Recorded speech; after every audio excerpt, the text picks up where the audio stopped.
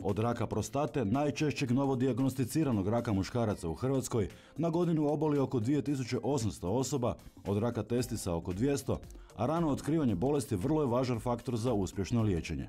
Na panelu na kojem se raspravljalo o ovoj važnoj temi sudjelovali su i olimpijski pobjednici braća Valent i Martin Sinković, koji se kao vrhunski sportaši pregledavaju barem 2 puta na godinu. Gledamo da i češće idemo, naročito bar izvaditi krv i to je, nama sportašima je to stvarno iznimno važno. Stvarno se trudim, znači nije to tako često kako bi trebalo biti, nekad me vrijeme uzme pa ne razmišljam, ali to je velika greška.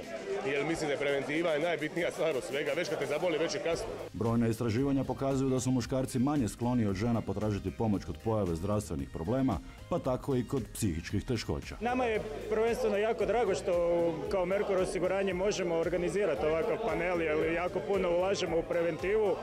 Smatramo da se o ovoj temi ne priča dovoljno i drago mi je da su nam se ovi uspješni ljudi tu pridružili, da potaknemo ljude na preventivne preglede. Preventivni pregledi mogu uvelike poboljšati kvalitetu života, spriječiti mnoga oboljenja te smanjiti troškove skupih liječenja, stoga je potrebno u sklopu Movember kampanje osvijestiti da pravi muškarci nisu oni koji nemaju probleme, nego oni koji svoje probleme pravodobno rješavaju.